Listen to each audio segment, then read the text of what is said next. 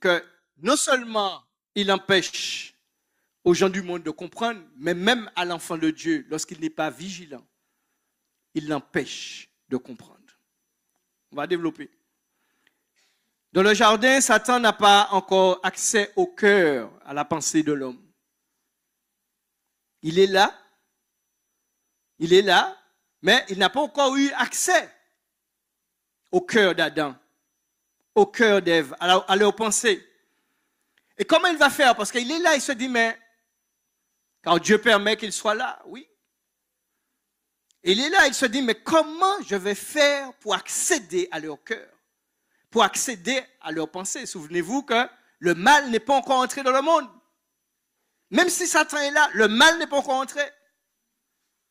Car mes amis, c'est toujours l'homme qui donne accès au diable. Donc pour ce faire, qu'est-ce que Satan va faire? Il va opérer de manière à ce que Ève lui donne cet accès. Voilà ce qu'il va faire. Il faut qu'il trouve un moyen pour que ce soit elle qui lui donne l'accès. Parce que la clé, c'est elle qui l'a. Il n'a pas la clé. Il va mettre en place un processus, un process. Soyez attentifs. Qu'est-ce que c'est un processus? Un processus, c'est un enchaînement ordonné de faits répondant à un schéma, à un plan, pour aboutir à un résultat. Et même avec l'enfant de Dieu, s'il n'est pas vigilant, c'est ça qu'il met toujours en place. Depuis le jardin jusqu'à maintenant, il procède justement par processus. C'est un processus qu'il met en place. C'est pourquoi très souvent, même l'enfant de Dieu ne se rend même pas compte qu'il a été piégé. C'est donc une question de demeurer en Christ, de demeurer dans la parole. C'est donc une question de vigilance chaque jour de sa vie. C'est une question de rechercher Dieu chaque jour de sa vie. Car je vous rappelle qu'aussi longtemps que nous sommes sur cette terre, nous sommes dans un combat. Ce combat prendra fin le jour où Dieu nous enlèvera sur cette terre. Tant que ce n'est pas fait, tu es dans la lutte. Oui, et je suis là pour t'encourager à vraiment prendre conscience de cela. Amen. Donc, mes bien-aimés, il va utiliser un process. Et je vous fais remarquer que c'est le même principe qui est mis en place par Dieu, puisque, en fait, Satan, ce qu'il utilise, en fait, il faut savoir que toutes ses capacités viennent de Dieu. Je n'ai pas dit que le mal qu'il fait vient de Dieu. Comprenez bien ce que je dis. Mais l'intelligence qu'il a, tout ce qu'il a pour mettre les choses en place, ça lui vient de son origine, de ce que Dieu l'a créé. Et c'est exactement comme aujourd'hui, l'être humain peut mettre son intelligence au service du mal. Mais cette intelligence vient de Dieu. Mais l'homme fait ce qu'il en veut. Voilà. Donc, je disais que le même principe de ce processus pour arriver à un but, c'est la même chose qui est mise en place par Dieu pour la progression spirituelle et la ressemblance à Christ. Allons dans Jacques chapitre 1er, versets 2 à 4, vous connaissez? Jacques chapitre 1er. Ce matin, que Dieu nous donne de comprendre les choses, mes bien-aimés, de comprendre les choses. Trop souvent, nous tombons dans des travers et nous nous faisons avoir par l'ennemi. Mes frères, regardez comme un sujet de joie complète les diverses épreuves auxquelles vous pouvez être exposés. Sachant que l'épreuve de votre foi, tu vois, au travers de l'épreuve, tu entres dans un processus. Il y a donc un résultat qui doit être produit à la fin. Il doit avoir un résultat à la fin. L'épreuve de ta foi, donc pendant que tu es éprouvé, ta foi est éprouvée, ça doit produire la patience. After, toujours dans le process. Mais il faut que la patience accomplisse parfaitement son œuvre afin que vous soyez parfaits et accomplis sans faillir en rien. Est-ce que tu comprends? L'épreuve, même si elle vient de Dieu, mais Dieu n'est pas vraiment la cause de l'épreuve. L'épreuve, c'est des contrariétés, c'est des difficultés qui sont en fait où l'ennemi même est mêlé à cela. D'accord? Et ce que le diable veut dans l'épreuve, c'est que tu capitules. C'est que tu tombes, c'est que tu chutes. Et Dieu lui-même, ce qu'il veut, c'est que dans l'épreuve, tu sois de plus en plus affermi. C'est pourquoi je vous ai dit que c'est le même système pour les deux. Bon, comment tu vas faire pour que dans l'épreuve, la foi amène à la patience et que la patience accomplisse parfaitement son œuvre? C'est en te maintenant dans la parole de Dieu, dans la présence de Dieu, en le cherchant encore. Et c'est à ce moment-là que ça va s'accomplir pour toi. Ceux qui cherchent l'Éternel comprennent tout. Je ne comprends pas forcément qu'est-ce qui est en train de se passer, pourquoi le collègue, pourquoi mon épouse, pourquoi mon enfant. Je ne comprends pas. Mais ce que je sais, c'est qu'à la fin, ce truc-là va m'amener à une autre dimension spirituelle. C'est ce que je sais, c'est ce que je dois comprendre. Au moment-là que les choses se font, je ne comprends pas. Il y a même des pourquoi. Mais ce que je sais, ce que j'ai compris, c'est que Dieu fera concourir toutes choses au bien de celui qu'il aime. Mais l'autre, il ne faut pas oublier que lui, il a de le process, lui, il va atteindre aussi son objectif.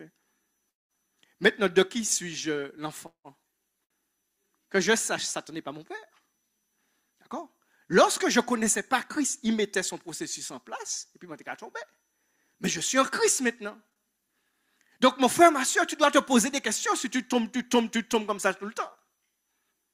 Parce que Jésus a payé le prix pour que tu ne tombes plus. D'accord? On va approfondir. Alors, 12, 15. 12 à 15. On reste toujours dans Jacques 1er. Donc, voilà, encore, le processus. Heureux l'homme qui supporte patiemment la tentation. L'homme, la femme, supporte patiemment la tentation. Car après avoir été éprouvé, il recevra la couronne de vie que le Seigneur a promise à ceux qui l'aiment. Que personne, lorsqu'il est tenté, ne dise « c'est Dieu qui me tente ». Car Dieu ne peut être tenté par le mal, il ne tente lui-même personne. On continue jusqu'à 15. Mais chacun est tenté quand il est attiré et amorcé par sa propre convoitise. Puis la convoitise, lorsqu'elle l'a conçue, enfante le péché étant consommé, produit la mort. Voilà le processus, ce que le diable veut, là où il veut que tu arrives. Tandis que Dieu veut que justement, dans cette situation-là, tu sois plus que vainqueur. Et je vous ai déjà dit, le meilleur exemple que nous avons, c'est la croix de Christ. Alléluia.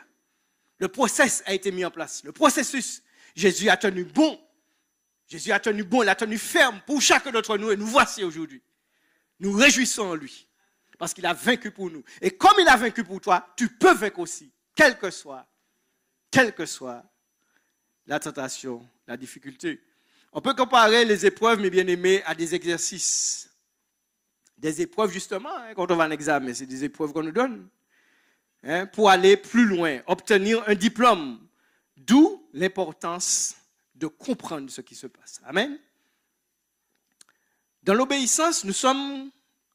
Vous savez, il y a des pays, des grands pays comme en Afrique, en Australie, où vous avez des parcs naturels.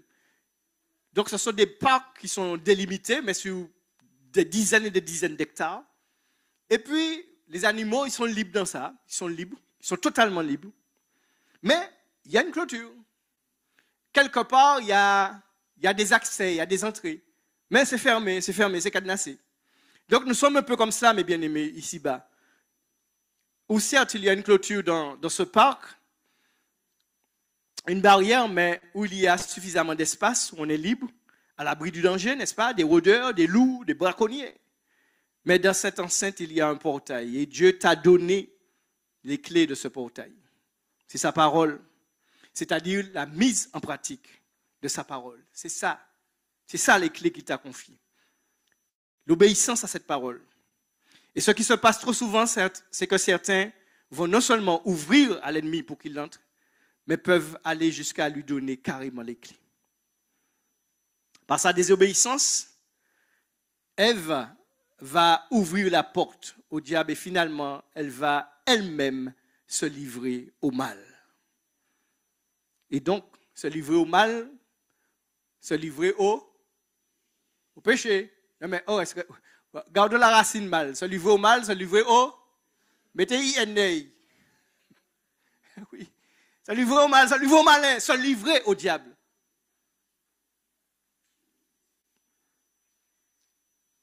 Mais pour qu'elle désobéisse, comme je vous disais, il a mis en place un processus. Ce qu'il va faire, mes bien-aimés, puisqu'il est là, il n'a pas encore l'accès. Il est là, il passe par le serpent. Il se dit, il calcule, il réfléchit, comment je vais faire? Il va l'amener à la réflexion. Il va amener Ève à la réflexion. Il va l'amener à chercher à comprendre pourquoi Dieu ne veut pas qu'elle et son mari mangent ce fruit. Alors que la question ne se pose pas. C'est-à-dire que Dieu a dit de ne pas le faire. Il a dit de ne pas le faire. On ne le fait pas, c'est tout. Mais Satan mène la personne, comme au séminaire, une jeune m'a dit, oui, mais mon frère, les parents ont goûté, ils savent ce que c'est, mais nous, on ne sait pas. On ne sait pas. C'est ça le truc. Pourquoi il ne pas faire pour tuer ou les... Eh bien voilà ce quoi le diable. C'est exactement ça. C'est-à-dire qu'il va te pousser à dire, mais en fait, mais pourquoi? Pourquoi il ne veut pas? C'est quoi le problème? Pourquoi il ne veut pas que tu manges à ça?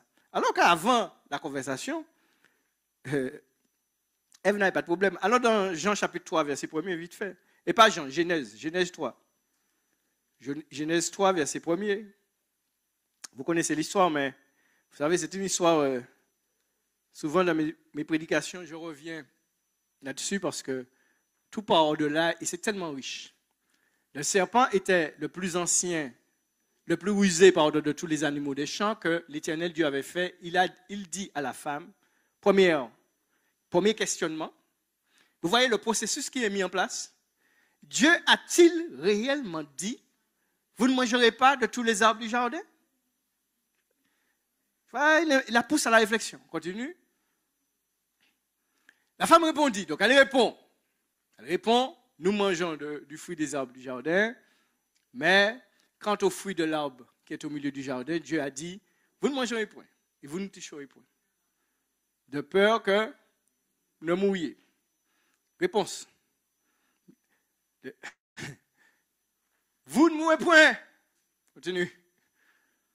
Mais Dieu sait que le jour où vous en mangerez, vos yeux s'ouvriront et que vous serez comme des dieux connaissant le bien et le mal. Donc le processus là est engagé.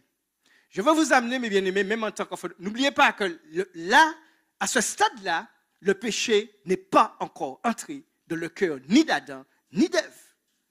OK. Et c'est le même principe que tu as donné à Jésus-Christ ta vie. Tu es en Christ maintenant. Donc normalement tu es blindé parce que Jésus est là. Mais la liberté d'ouvrir ou de donner à l'autre la clé t'incombe toujours. Qu'est-ce qui se passe après? À partir de ce que le diable lui a dit, elle réfléchit et elle va voir que l'arbre est bon à manger, agréable à la vue. Et puis surtout, ce qui nous intéresse pour le thème de ce matin, c'est qu'il est précieux pour ouvrir l'intelligence. Donc elle comprend là, en fait, quand elle va manger, c'est là qu'elle va comprendre. Alors qu'elle a déjà tout compris. C'est-à-dire qu'elle avait déjà tout compris. Ce n'est pas toucher à ça. Mais le diable l'amène à croire que non, c'est quand tu vas le faire que tu vas comprendre. Ouais, c'est ça qu'on dit. Mais vous avez vu la subtilité, vous avez vu la technique. Maintenant, ce que je vais vous dire, c'est qu'aujourd'hui, ça se fait, ça continue à se faire. C'est pourquoi fais bien attention à ce que tu réfléchis au fond de toi-même. À la façon que tu réfléchis. Dans l'épreuve, dans les compréhensions, fais attention à la façon dont tu réfléchis. Parce que c'est très subtil. Et voilà comment, beaucoup parmi nous, nous ouvrons la porte.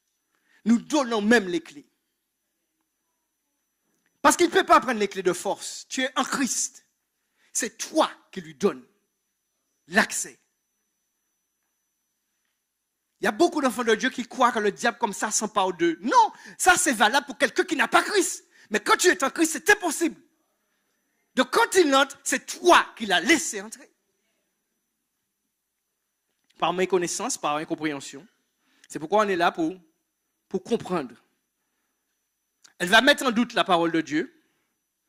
Et c'est ce que je vous disais. Par contre, elle ne va pas se douter une seule seconde de ce qui est en train de se réaliser là, à ce moment-là. C'est-à-dire qu'elle va manger le fruit qu'elle va donner à son mari.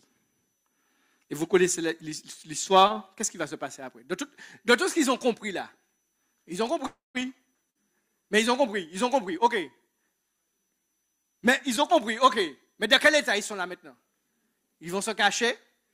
Adam va dire à Dieu, j'ai eu peur parce que je suis nu. Voilà. Il a peur de Dieu, il a peur de tout. Confusion mentale. Voilà ce que le péché produit. Voilà ce que la désobéissance produit. Il y a plus de clarté. L'enfant de Dieu qui ne met pas en pratique, qui ne vit pas la parole de Dieu, il ne voit pas au loin. Il est comme dans un brouillard.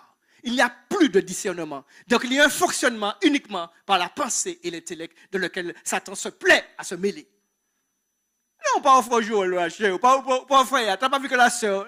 Je te dis ça. Ouais. On est là, on pense. Que des mauvaises pensées. Et ça bloque, mes bien-aimés, ça empêche à la gloire de Dieu de se propager parmi nous. Parce que Dieu veut faire éclater sa gloire. Elle va mettre en doute la parole de Dieu, donc. Et parce qu'elle va croire au mensonge, au lieu de croire à la vérité, elle va croire que c'est maintenant qu'elle comprend. Voilà. Et il y a là, mes bien-aimés, une vraie perversité dans cela. Parce que si on ne comprend pas tout de suite, voilà encore autre chose. C'est que si on ne comprend pas tout de suite, tôt ou tard, on va comprendre. Et lorsqu'ils ont péché, ils ont allé se cacher, tout de suite, Adam a compris. Hein? Ils ont compris qu'ils ont fait une. Là, tu comprends. Lorsque pourquoi Judas va se prendre? Ah, bien sûr, il n'avait pas la foi, donc il aurait pu se repentir, Dieu allait le sauver, s'il était sincère. Mais, ce qui se passe, c'est qu'une fois, puisqu'il va dire, j'ai livré le sang innocent, une fois qu'il a commis l'acte, c'est à ce moment-là qu'il comprend. Il comprend vraiment ce qui s'est passé. Il va se suicider.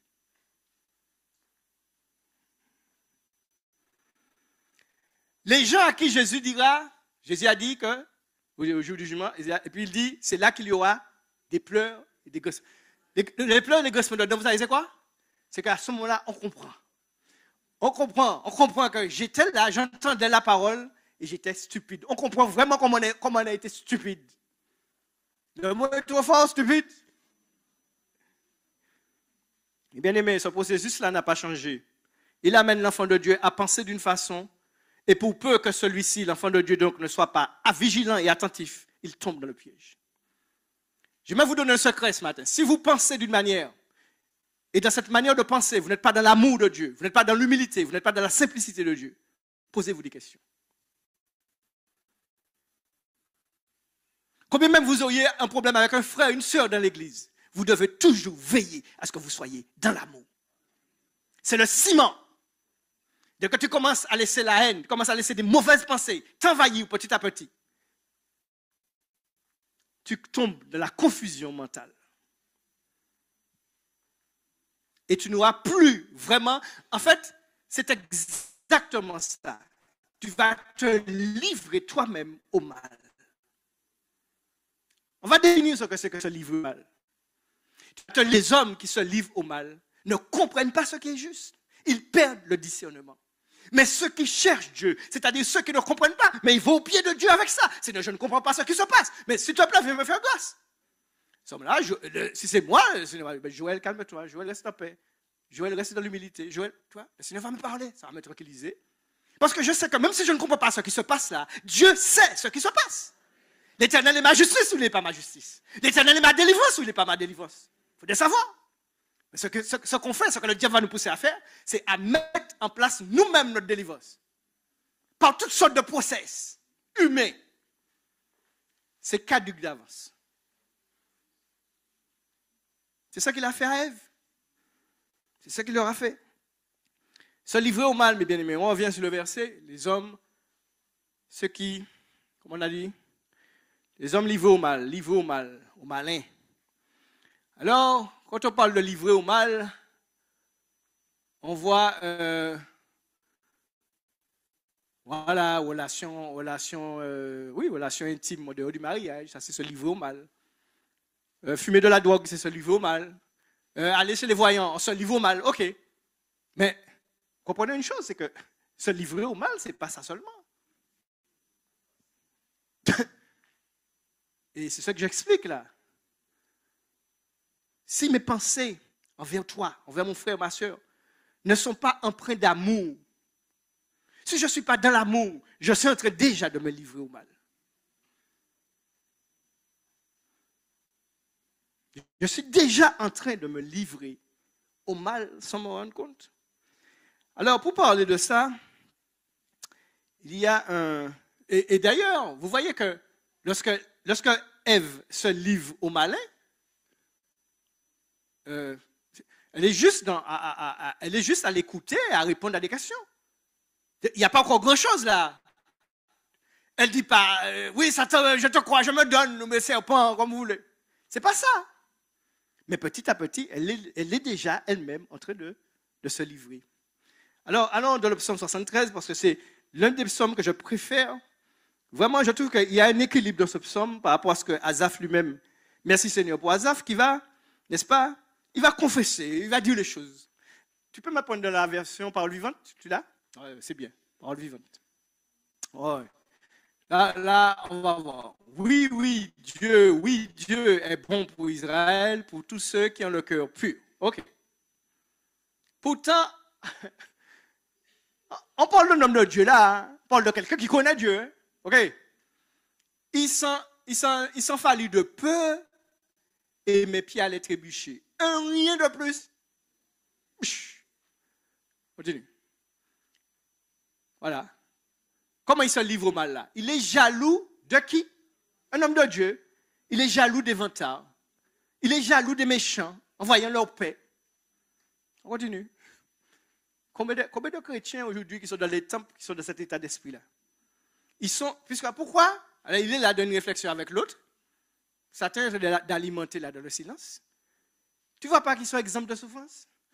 Ils ne pensent pas à la mort, leur corps est en bonne santé.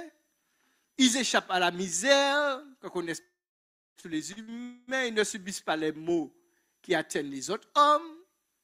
Aussi sont-ils pleins d'arrogance. Ils prennent l'orgueil pour collier et la violence est leur parure. Leurs yeux pétillent de bien-être. Leurs yeux pétillent de bien-être. Les convoitises de leur cœur débordent sans fouet, sans mesure. Ils sont railleurs, insolents, ils se vantent méchamment de leurs méfaits, de leur violence. Ils parlent sur un ton hautain. Leur bouche s'attaque au ciel même. Leur langue sévit sur la terre. C'est pourquoi le peuple de Dieu se tourne de leur côté. Se détourne de leur côté, oui, c'est la même chose. Hein? C'est-à-dire se détournent de Dieu pour se détourner, voilà, de leur côté. Voilà. Buvant, la preuve, attends, reviens. Buvant à l'entrée leurs paroles. D'accord? Tout en disant, Dieu, que c'est-il? L'être heureux, en a-t-il conscience? Donc la crainte de Dieu s'en va. Voilà comment sont les méchants toujours heureux, jamais troublés. Ils accumulent leur richesse. Je vous rappelle que le méchant, mes bien-aimés, c'est tout simplement les gens qui ne créent pas Dieu, qui disent que Dieu n'existe pas, etc., etc. Mais ça ne veut pas dire qu'ils tuent des gens. Vous pouvez voir des gens très bien cravatés, propres, qui sentent bon, hein, plus beaux que moi, plus belles que toi, et puis c'est un méchant, hein? Méchant. En vérité, c'est donc en vain. Alors voilà la conclusion. Voilà le process qui est mis dans son cœur. Qu'est-ce qu'il conclut? En vain, j'ai conservé mon cœur pur et gardé mes mains innocentes. L'histoire que je suis Jésus, là, je me prive là et tout ça. Voilà ce que ça m'écoute. Ça me coûte. Tous les jours, je suis maltraité. Je suis châtié chaque matin. Je suis dans l'épreuve. Je ne comprends pas ce qui m'arrive. Et je suis enfant de Dieu. On m'a dit que quand tu es en Jésus, tu as tout en Christ. J'ai tout pleinement en Christ. Mais il y a un petit reste quand même. Hein? Parce qu'il dit, si je disais, parlons comme eux, je trahirais tous tes enfants. Je ne peux pas faire ça. Ok. Longtemps, j'ai cherché. Pourquoi il a du mal? Il est déjà là dans les hommes qui se livrent au mal, ne comprennent pas ce qui est juste. Il est dans ça. Parce que s'il était en communion avec Dieu, d'ailleurs il va le dire après, quand il revient à Dieu, on va le voir, il va comprendre. Ce qu'il va comprendre, c'est quoi? Il ne comprend pas pourquoi Dieu, effectivement, ils ne craignent pas Dieu, ils sont dans le péché et les affaires marchent. Bon, il ne comprend pas ça. Et bien souvent, c'est ça qu'on veut comprendre à l'instant. On veut comprendre ça, on ne comprend pas ça. Mais ce n'est pas ça qu'il faut chercher à comprendre. Je me suis mis à réfléchir, j'ai cherché à comprendre. Un tourment pour mes yeux. Parce que le Saint-Esprit n'est pas là. C'est lui-même qui essaie de comprendre ça avec son cerveau. Il faut de la révélation de Dieu pour saisir les choses. Donc, révélation qui vient comment? Dans la communion avec Dieu. Donc, dans la foi, dans la relation avec Dieu, dans la communion avec son Dieu. C'est à ce moment-là qu'il t'explique les choses. On parle d'un enfant de Dieu là, qui est dans ce problème-là. Jusqu'au jour, je suis revenu à Dieu. Vous n'avez qu'à traduire comme ça. Je suis entré dans le saint secret de Dieu. Je suis revenu au Seigneur, à communion. Et j'ai fini par comprendre ce qui les attend. Voilà ce que j'ai compris. Ce que j'ai compris, c'est de ne pas regarder à aujourd'hui parce qu'ils prospèrent. Mais ce que tu dois comprendre, c'est ce qui les attend demain. Si tu es dans le... Sur Internet, je ne sais pas où. Si tu es dans le péché là, sache que si tu continues, voilà ce qui t'attend. Tu les mets certainement sur un terrain qui est glissant. Tu les entraînes vers la ruine. Et soudain, c'est la catastrophe. En un instant, ils sont détruits et finissent dans l'épouvante. C'est le Saint-Esprit qui a révélé ces choses, la communion avec Dieu. Comme un songe après le réveil, Seigneur, quand tu te lèveras, tu chasseras leur vaine image. Oui, quand j'avais le cœur amer, tu vois, quand je les enviais, etc. Et tout mon être était déchiré.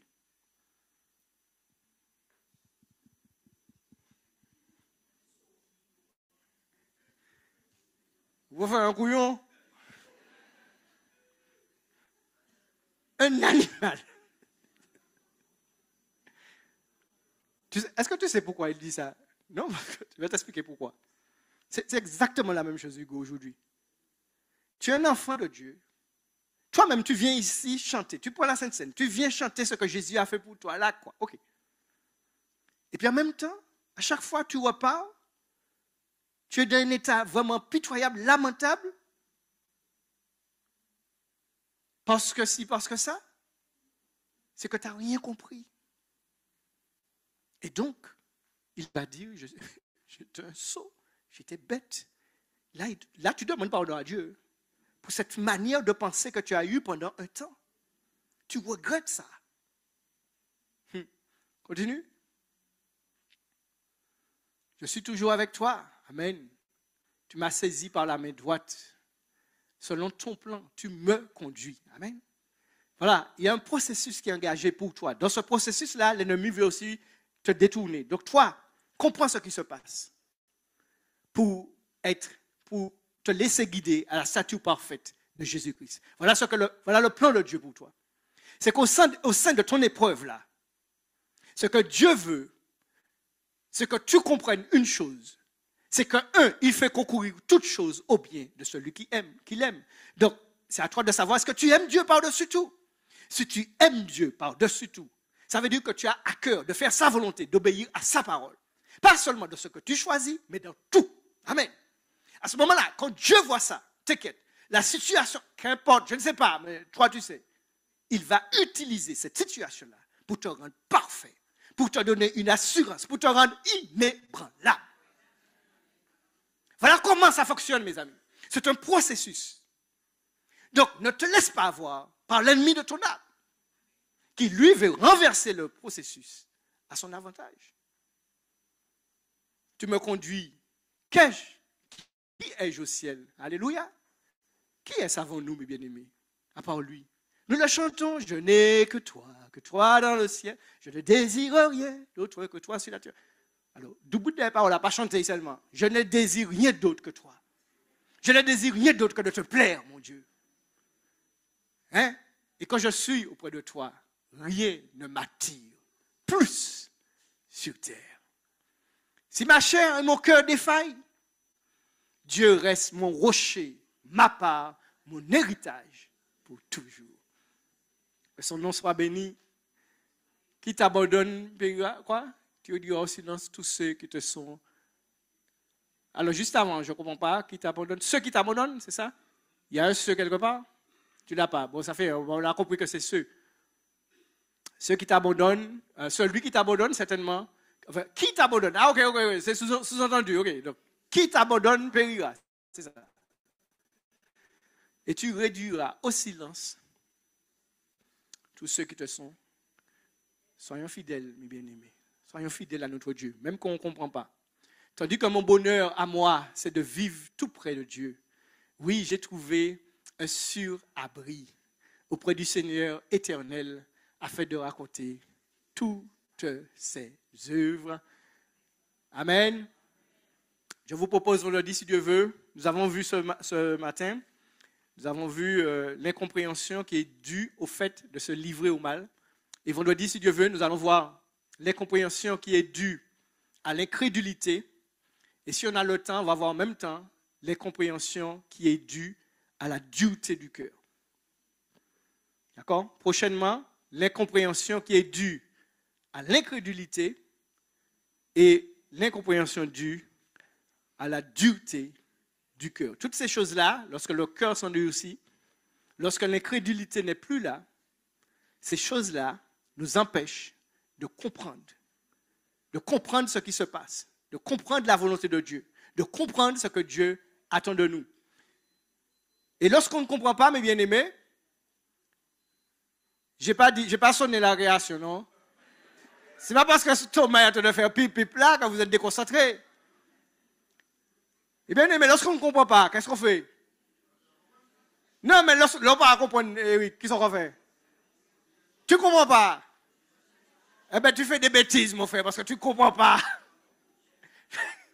Quand tu ne comprends pas, tu fais des bêtises. Hein? Alors, quand j'étais en classe, des fois, on me donnait des devoirs, comme vous-même, n'est-ce pas, à l'examen, machin. Et puis, je remplis. Et puis, le professeur m'a amené une feuille, Tonton Maurice. Le prof m'a amené une feuille, et puis il bat 3/4 du truc, sinon plus, en rouge. Et puis, il a mis des 0,000. À la fin, j'ai 1,5.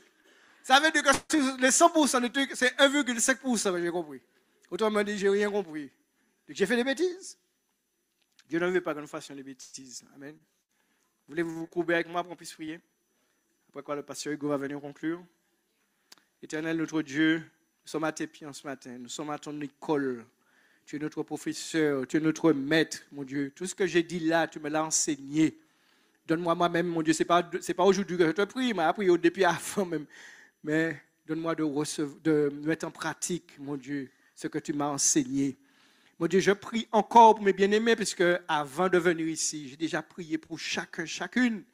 Je prie maintenant qu'ils ont entendu, Seigneur, donne-nous de comprendre, de saisir ta parole.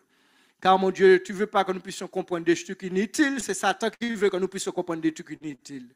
Mais tu veux que nous comprenions ce qui est essentiel pour notre âme. Ce qui est essentiel de comprendre, c'est que tu es avec nous, c'est que tu nous aimes. Ce que tu veux que nous comprenions, c'est que tu veux que nous marchions de tes voies. Mon Dieu, chaque jour, que nous cherchions à être agréables à toi. Viens enlever en nous, Seigneur, toute inimitié, mon Dieu, tout désir mauvais. Mon Dieu, tout ce qui appartient au diable. Car toi-même, Jésus, tu as dit, le prince de ce monde vient, mais il n'a rien en moi. Seigneur, il n'a rien en moi. Je prie que cette parole s'accomplisse, non seulement pour moi, mais que pour chacun de mes frères et sœurs qui sont là. Mon Dieu, que le prince de ce monde ne trouve rien en nous qui soit de lui, qui lui appartienne. Et nous savons, mon Dieu, toutes les mauvaises pensées, l'orgueil, la méchanceté, la jalousie, toutes ces mauvaises choses-là, nous chassons au nom de Jésus-Christ. Mais nous chassons aussi en mettant en pratique la parole de Dieu, en demeurant dans ma parole. Jésus a dit, demeurez dans ma parole. Tu as dit, si le Fils vous affranchit, vous serez réellement libre. Comment tu nous affranchis, Seigneur? C'est par la mise en pratique de ta parole. C'est vrai, souvent, nous attendons simplement imposition des mains pour être délivrés. Mais ce matin, tu nous dis, mets ma parole en pratique et je te délivre.